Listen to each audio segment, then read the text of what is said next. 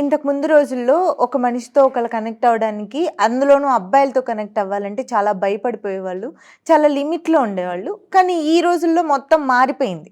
అది అందరికీ తెలుసు. సోషల్ మీడియా ద్వారా పరిచయాలు బాగా ఈజీ అయిపోయాయి. అది ఎంత ఎక్స్‌ట్రీమ్‌కెళ్ళిందంటే మనం డిస్కస్ చేసుకోలేనంత వీడియో చాట్‌ల వరకు, వాళ్ళ పర్సనల్ టైమ్ వరకు. అట్లా ఒక స్ట్రేంజర్‌ని కలవడానికి వాళ్ళు పిలవగానే వీళ్ళు వెళ్ళిపోవడం. వాళ్ళిద్దరూ పర్సనల్‌గా ఉన్న వీడియోని తీసుకొని ఆపోజిట్ పర్సన్ బ్లాక్‌మెయిల్ చేయటం.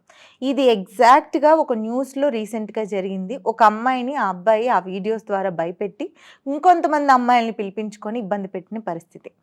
ఇంత ఇబ్బందుల్లోకి ఎందుకు వెళ్ళిపోతున్నారు సోషల్ మీడియా గురించి? ఎంత జాగ్రత్తగా ఉండాలి అనే విషయాలు కాస్త మీ ద్వారా. ఏ విషయంలో అయినా ఎక్సెప్షన్స్ ఉంటాయి కదా రూపా. ఇప్పుడు నువ్వు చెప్పింది ఒక exceptional case. They are all accidents. Okay, ఇప్పుడు యాక్సిడెంట్స్ అనేవి ఇప్పుడు కామన్ అయితే అయ్యుంటాయేమో, కానీ కొన్ని కొన్ని జాగ్రత్తలు తీసుకుంటే you can always avoid these accidents. And దీనికి ఫస్ట్ స్టెప్ ఏంటంటే అప్బ్రింగింగ్ అనమాట. సో ఆ పిల్లల్ని అప్బ్రింగింగ్లోనే పేరెంట్స్ కనుక ఒక రకమైన రెస్ట్రిక్షన్స్తో కొంచెం స్ట్రిక్ట్గా వాళ్ళ కనుసైగుల్లోనే పిల్లల్ని ఒక స్టేజ్ వరకు పెట్టుకుంటే ఇట్లాంటి యాక్సిడెంట్స్ అట్లీస్ట్ 80% ఆగుతాయి. ఇప్పుడు ఒక అమ్మాయి ఒకళ్ళని అన్నోన్ పర్సన్ అని అంటున్నాం కదా, పెళ్ళిళ్ళలో యూజువల్గా అన్నోన్ పర్సన్స్ దగ్గరికి ఇప్పుడు సంబంధాలు కుదురుతున్నాయి. ఉన్న సర్కిల్లో అవ్వట్లేదు. That's how matrimony scheme, that's how mediation ద్వారా అట్లా కానీ అన్నోన్ పీపుల్తో కలవాల్సి వస్తుంది పిల్లలు. రెండోది, ఇప్పుడున్న వరల్డ్లో లైక్ ఇద్దరికి ఒక కంపాటబిలిటీ ఉండాలి అది ఇది అని అనుకున్నప్పుడు పేరెంట్స్ కూడా పిల్లల్ని వేరే కొత్త మనుషులకి ఇంట్రడ్యూస్ చేస్తున్నాం. కానీ ఇంట్రడ్యూస్ చేసే పేరెంట్స్ కానీ ఆ పిల్లలకి కానీ they need to know their barriers and lines. ఇప్పుడు ఒక అబ్బాయి ఈ అమ్మాయిని లొంగ తీసుకున్నాడు, వీడియో తీశాడు, ఆ అమ్మాయి ద్వారా 100 మందిని తీసుకొచ్చాడు అంటే ద ఫస్ట్ స్టెప్ అక్కడ ఆ అమ్మాయి చేసిన mistake, why did she even get surrendered to a unknown person? అక్కడ అమ్మాయి తప్పు ఒప్పు ఏ సిచ్యువేషన్లో జరిగిందో జడ్జ్ చేయడానికి మనకి తెలియదు situation. So I don't want to go there. కానీ ఆ పాయింట్ అసలు ఫస్ట్ పాయింట్లో ఆ సిచ్యువేషన్ వరకు ఎల్లుండకూడదు. ఒకవేళ అలా జరిగినా ఇమీడియట్గా she should come back to the parents and spoke to them.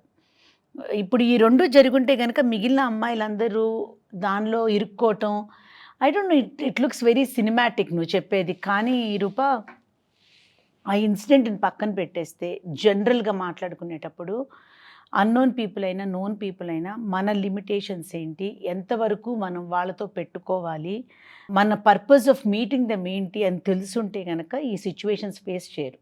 ఒక మనిషితో మాట్లాడేటప్పుడు ఒక మెచ్యూరిటీ లెవెల్ వచ్చిన తర్వాతే ఈ పెళ్లి సంబంధాలన్నీ చూసేటప్పుడు మనం ఇంట్రడ్యూస్ చేసినప్పుడు ఫస్ట్ అసలు పేరెంట్స్కి ఆ పిల్లలు అది హ్యాండిల్ చేసుకునే కెపాసిటీ ఉందా లేదా అని తెలిసిన తర్వాతే వాళ్ళకి ఇంట్రడ్యూస్ చేయాలి. అవతల వాళ్ళ మంచి చెడులు తెలిసిన తర్వాతే ఇంట్రడ్యూస్ చేయాలి. ఇంట్రడ్యూస్ చేసిన తర్వాత అసలు 1-2 మీటింగ్స్లోనే వీళ్ళకి ఒక క్లారిటీ వస్తుంది వెదర్ దట్ పర్సన్ ఎంతో కొంత మనకి వాళ్ళకి సెట్ అవుతుందా లేదా, అతని మెంటాలిటీ ఏంటి. నువ్వు నైట్ డిన్నర్కి వచ్చేసేయి లేకపోతే అక్కడ పార్టీకి వచ్చేసేయి అంటే you should not go. End of the day అతను ఎవరో నీకు తెలియదు. ఇంకా పేరెంట్స్ తెచ్చిన సంబంధం అయినా నీకు నువ్వుగా తెలుసుకున్న మనిషి అయినా ఒక బాండ్లోకి వెళ్ళినప్పుడు ఆ అబ్బాయి పిలిచాడు కదా అని పిలిచిన చోటకంతా ఎలా వెళ్ళిపోతాం మనం? You go for a coffee in a public place, you go meet him in a public place. మన ఫ్యామిలీస్లోనే ఎక్కడో చోట కలవటమే కానీ ఒంటరిగా ఎందుకు కలవాలి? All you need is little privacy to communicate. చుట్టూత ప్రపంచంలో ఎవరు ఉండకూడదు అని లేదు కదా. సో మనుషులు ఎంతమందినో ఒక రెస్టారెంట్లో అందరు ఉన్న చోట కలవచ్చు, కామన్ ప్లేసెస్లో కలవచ్చు. ఎందుకు ప్రైవేట్ ప్లేసెస్కి వెళ్ళి కలవాలి వాళ్ళని? కోరి తెచ్చుకునే ప్రాబ్లమ్స్ కదా ఇవన్నీ. సో ఆ తర్వాత వచ్చే విషయాల్లో వాళ్ళు వయసులో ఉంటారు.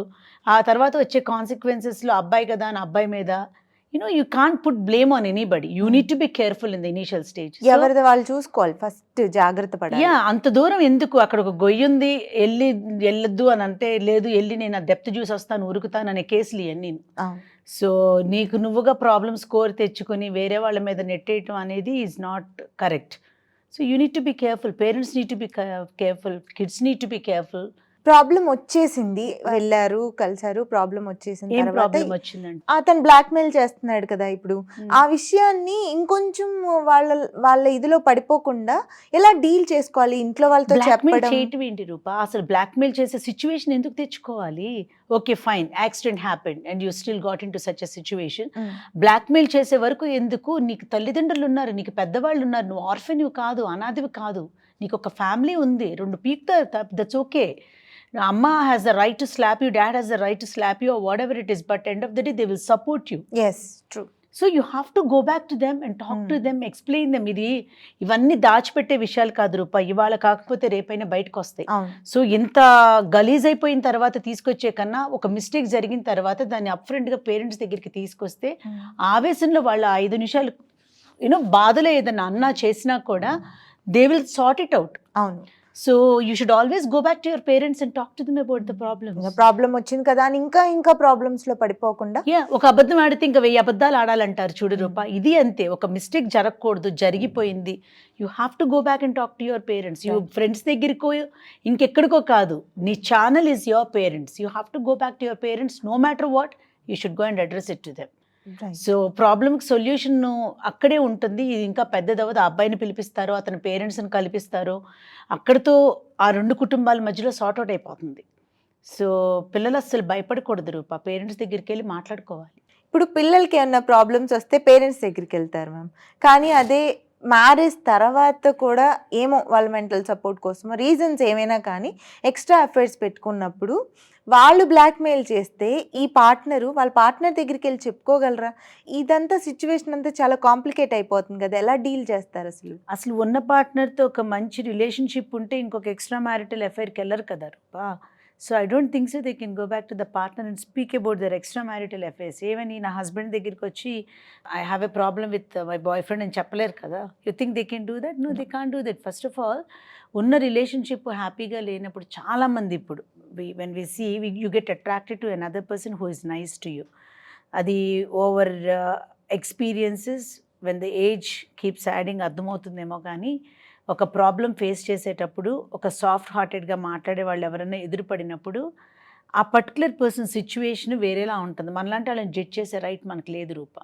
I'm not supporting extra marital affairs or whatever it is, extra relationships కానీ.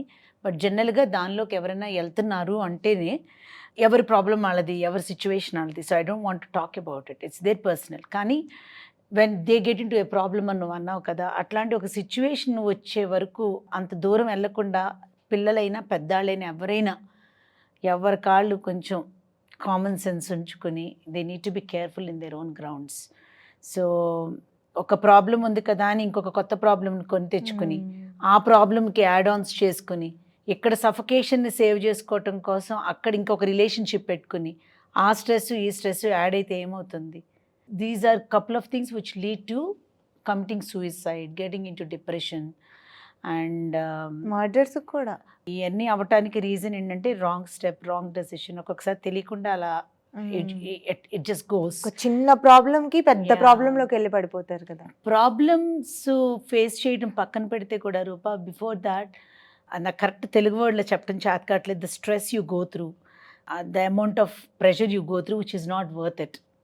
సో చాలా జాగ్రత్తగా ఉండాలి రూపా. పెళ్ళైన వాళ్ళైనా పెళ్ళి కానాళ్ళైనా ఎవరైనా సరే, ఎవరితో ఎక్వైంట్ అవుతున్నాం, ఎవరితో ఫ్రెండ్షిప్ చేస్తున్నాం, what we're dealing, whom we're dealing with, అసలు మనం చేసే దాని మీద మనకు ఒక గ్రిప్పు జారిపోకుండా we need to be very careful. ఇప్పుడు కార్ తోలుతూ ఉంటాం రూపా, స్టీరింగ్ వదిలేసి తోలం కదా, నీకు నిద్రలో ఉన్న ఏదైనా కార్ పక్కన పార్క్ చేసుకుని you rest for some time and then take the car. లేకపోతే ఏమవుతుంది? you end up with an accident. Same with our life. When things are not good, let's pause. Let that cloud pass. మనం కొంచెం calm అయిపోయిన తర్వాత let's get back to the driving seat again. ఓపిక పట్టి వెళ్ళాలి. కానీ ఈ హడావిడి, even every one of us we do mistakes but we learn from our mistakes కదా. కానీ కొందరు దానిలో ట్రాప్ అయిపోతారు, కొందరు దానిలో బయటికి రాలేకపోతారు. ఇప్పుడు ఈ రిలేషన్షిప్ పాడవుతుంది, ఆ రిలేషన్షిప్ పాడవుతుంది, సొసైటీలో you are marked as a bad person. ఇదంతా not worth it. Yeah, so అది పెళ్ళైన అమ్మాయిలైనా పెళ్ళిగాని అమ్మాయిలైనా whoever it is, just handle yourself very carefully with whom you are acquainting. ఎవరితో కలుస్తున్నాం, ఎవరితో మాట్లాడుతున్నాం, ఎవరితో తిరుగుతున్నాం, అవతల మనిషి మంచి చెడు అవగాహన లేనంతగా అంత అవసరం ఏమొచ్చింది? unless you really know the other person, why you really want to get into it? ప్రపంచంలో మనుషులా లేరు. You always have a second person, third person, fourth person to communicate కదా.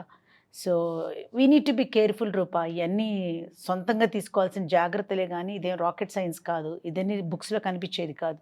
Just your common sense. Right, thank you.